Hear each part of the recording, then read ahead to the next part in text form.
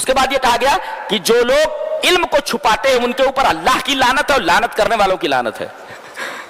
ایک مولوی نہیں، وہ بہت بڑا جاہل ہے، تقریر کرتا ہے، مفتی گمراہ ہو سکتا ہے، عالم گمراہ ہو سکتا ہے، حاجی گمراہ ہو سکتا ہے، نمازی گمراہ ہو سکتا ہے، سب گمراہ ہو سکتے ہیں، درگاہ والا گمراہ نہیں ہو سکتا.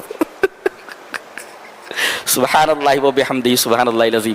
تو یہ لوگ علم کو چھپاتے ہیں، خاص طور سے توحید کو، تو لعنت کرنے والوں کی لعنت. جانتے ہیں ان کی توبہ قبول نہیں ہوتی. اللہ نے فرمایا ان الذين يكتمون ما انزلنا من البينات والهدى من بعد ما بيناه للناس في الكتاب اولئك يلعنهم الله ويلعنهم اللاعنون. اللہ کی لعنت اور لعنت کرنے والوں کی لعنت ان کو.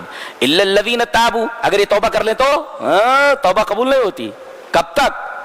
بینوا، تاکہ انہوں نے جو توحید کے نام پر شرک پھیلایا ہوا ہے، جب تک انہی لوگوں کے درمیان جا کر کے یہ نہ بولے کہ میں غلطی پر تھا، اب تک جھوٹ بول رہا تھا، تو تب تک ان کی توبہ قبول نہیں ہوتی. بینو کہا گیا آخر، بینو، بیان کر دے جا کر کے، بینو، بیان کرو کہ ہم غلط بول رہے تھے. حاجی گمراہ ہو جائے، نمازی گمراہ ہو جائے، درگاہ والا گمراہ نہیں تو جا کر کے بتاؤ کہ سب سے بڑی گمراہی تو وہی ہے، تو الٹا بولو جا کر کے، تب جا کر کے تمہاری توبہ قبول ہوگی، ورنہ نہیں. الا الذین تابوا واصلحوا وبینوا. کیسے کیسے جو حال پڑے ہوئے ہیں بھائی، اللہ کچھ آتا جاتا تو ہے نہیں. اس کے بعد کہا گیا علم کو مت چھپاؤ. اس کے بعد مان بات کہا آگے چل کر کے وَإِلَٰهُكُمْ إِلَٰهٌ وَاحِدٌ، تمہارا معبود ایک معبود ہے. کیوں؟ اس کا مطلب یہ ہوا کہ توحید کا علم سب سے بڑا علم ہے. علم کو مت چھپاؤ. اس کے بعد توحید کا بیان ہے، یہ مت چھپاؤ. سب سے بڑا علم علم توحید ہے. آدمی توحید کے علم کو قطعاً نہ چھپائے، صاف صاف بیان کر دے یہ توحید ہے، یہ شرک ہے. اس وجہ سے اللہ تبارک تعالیٰ نے کتمان علم کے تذکرے کے بعد توحید کا ذکر کیا، وَإِلَٰهُكُمْ إِلَٰهٌ وَاحِدٌ. اور پھر توحید کے دلائل دیے گئے کہ ایک ہی معبود کیوں ہو سکتا ہے، دلائل دیے گئے. یہ اختلاف لیل و نہار، یہ زمین اور آسمان کا پیدا کرنا، یہ ساری چیزیں کس نے کی؟ ہم نے کی ہے. جب ہم نے کی ہے تو عبادت کے لائق ہم ہیں. کوئی اور بولے نا میں نے پیدا کیا ہے آسمان اور زمین. پھر اللہ تبارک تعالیٰ نے بتایا کہ سب سے زیادہ محبت مجھ سے کون کرتے ہیں؟ ایمان والے. اس کا مطلب اپنے ایمان کا جائزہ لینا چاہیے کہ میں اللہ سے کتنا محبت کرتا ہوں. جتنا محبت کرتا ہوں اتنا میرا ایمان ہے.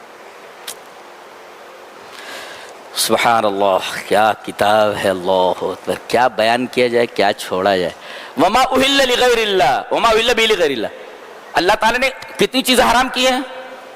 مردار حرام ہے، خون حرام ہے،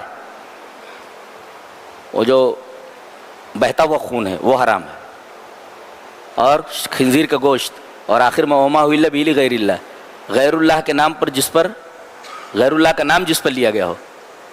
دیکھو کسی درگاہ کے اوپر آدمی بکرا کاٹ رہا ہے اور اللہ کے نام سے کاٹ رہا ہے، بسم اللہ، اللہ کے نام پر کاٹا نا، لیکن نیت تقرب غیر اللہ کی ہے.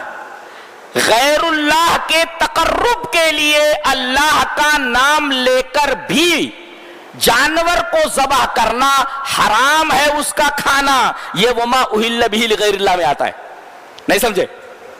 اللہ کا نام بسم اللہ کر کے کسی درگاہ پر آپ کاٹ رہے ہیں، ذبح کر رہے ہیں، لیکن آپ کی نیت غیر اللہ کے تقرب کی ہے، اس کے قریب کر کے یہ ہمیں بخشوا لیں گے. اگر اس نیت سے آپ کر رہے تو اللہ کا نام لے کر بھی اگر آپ قربانی کریں گے یا ذبح کریں گے، یہ وما اہل به لغیر اللہ. سور سے بھی زیادہ گندا ہے یہ، اس لیے کہ لحم الخنزیر کے بعد اس کا ذکر ہے، آخر میں اس کو ذکر کیا گیا.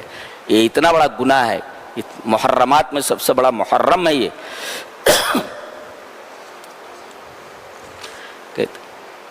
قصاص ہے، آدمی قتل کرے تو اسے قتل کر دیا جائے، چوری کرے تو ہاتھ کاٹ دیا جائے، زانی ہو تو رجم کر دیا جائے، غیر شادی شدہ تو کوڑے لگائے جائے.